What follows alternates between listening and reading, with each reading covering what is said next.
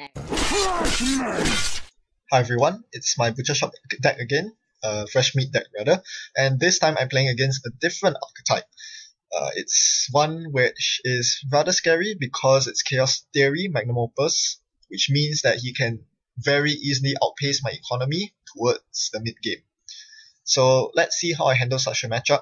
As with most other matchups, you really want to assert yourself in the opening.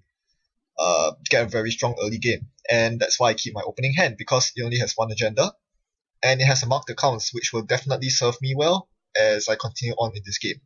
Now, we both know each other's decks, we are pretty good friends. He's running a sort of big rig Chaos Theory, and he knows I'm running Butcher Shop.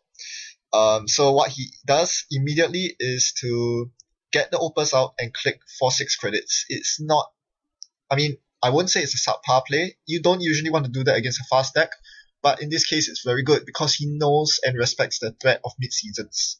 So he won't run until he has more credits than me, basically. And that's a very good idea. So while I'm busy setting up my economy, he diesels up, and I know he's running clock, so I know that scoring out is going to be very difficult. What he does here is take 6 credits off Opus and draw a couple of cards. So this is really bad news. Turn 2 is over, and I have less credits than him, even though I started with a sweet and 2 money assets. The good news is he probably isn't going to trash my money assets, but he can very well do so very soon. So here I'm forced to make a desperation play of sorts.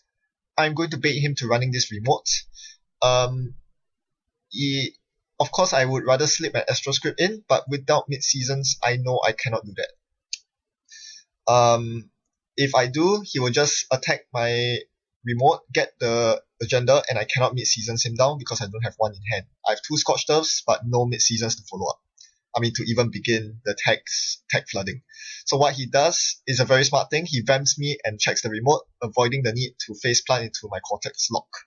Unfortunately for him, that wasn't an agenda, it was a Jackson Howard, and one big reason why I wanted the Jackson Howard out was so that I could power draw into my mid-seasons. Well, since I've already drawn to the mid-seasons by installing a new remote, I don't really need to power draw anymore. So here I'm just going to click for credits, because if he steals an agenda, I'm going to land the mid-seasons trace. Notice he's on 1 credit and I'm on 4 credits right now. So this is pretty huge, because the next turn I'll start with 6 credits and I can easily mid-seasons him if he chooses to run my Astro Script, which I install in the remote very sneakily. So yeah, usually you want to power draw as Butcher Shop, but now that I have my entire combo, mid-season, Scorch Turf in hand, there is no need to power draw. The Jackson is only there to clear agendas from my hand, or to recycle Scorch Turfs if need be.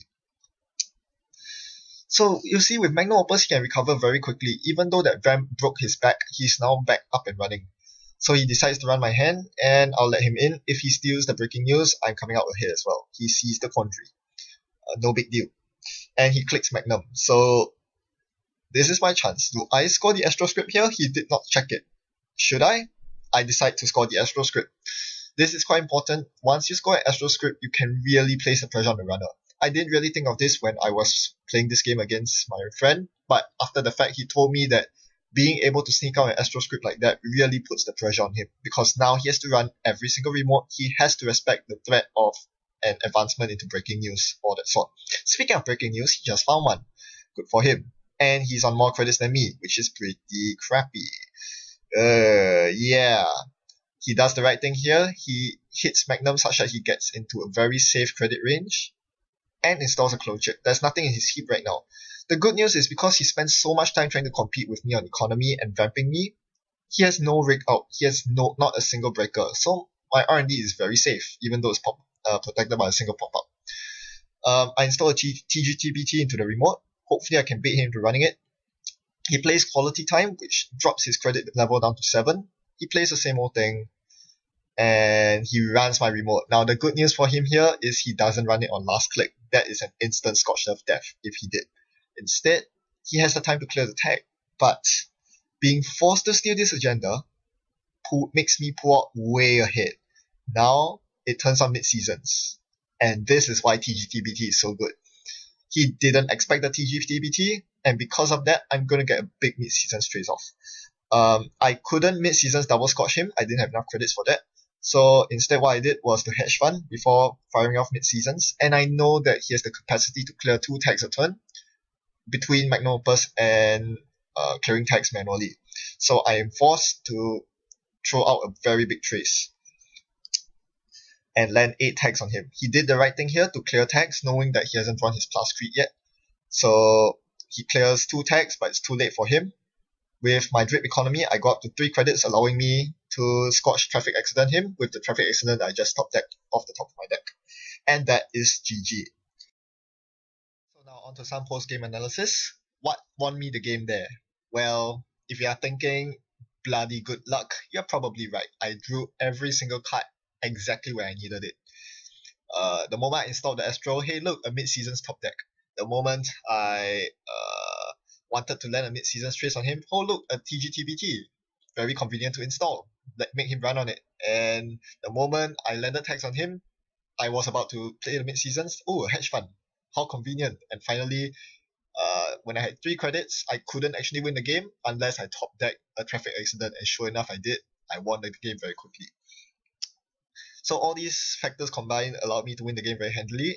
Very good draw luck. But then and again, the biggest single factor, luck aside, is the TGTBT. It was the winning agenda, even though I never scored it, because it had to be stolen the moment he chose to access it, and it acted like a mini NAPD, as I mentioned in my previous video.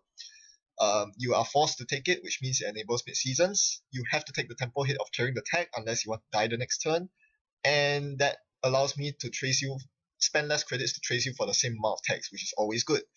And most importantly, it's only worth 1 agenda point to you, so you don't get too far ahead. You don't really threaten a win. You cannot really, in his case, with only 2 agenda points, he couldn't do a Hail Mary, Maker's Eye run or anything like that. And finally, it really helped in that situation because he was pressured to run all my face down remotes from that point on because of my scored Astro. If he doesn't, I can easily threaten next turn advance once, use Astro token, score breaking news, double Scorch Turf. That is always something he has to look out for. So this game was entirely one of a war of economies where our main goal on both sides was to amass as many credits as possible to beat the mid-season trace. And on my side, the pack campaigns and marked accounts were essential for my mid-game staying power. Even though I mentioned that this deck is oriented towards the early game, you do need some of these assets to carry you through the mid-game in case the opponent is playing very good burst economy like Lucky Find, Show Gamble. And it also draws you a card while you install it, which means that you can find your combo pieces that much faster. And this game, the assets gave me 10 credits grand total. For a very short game, that's a lot of credits. If he had trashed my assets, it would have cost him 9 credits. So either way, I'm coming out ahead. Most importantly, the very fact that we spent all our time on money meant that he was forced to dedicate almost every single ounce of his effort into clicking for magnum opus, which meant that he had no time to deeply dig my centrals. He had no time to find Clot, which counters the Astroscript chain, and he also couldn't find breakers, which meant that he could never run into RND. So that's the game. How do you like this new format where I introduce stuff with PowerPoint slides the old school way instead of on-screen text? I know that many people have criticized my videos where the on-screen text does not match what I'm saying, and as a result it's very hard to follow. So I'm trying out this new method. Whether you like it or not, I would like to hear from you. Any feedback and anything I can improve on, please do leave your comments and criticism in the comment section below. As you can see, I am pretty responsive to it. So take care in the meantime, and happy net running. See you around.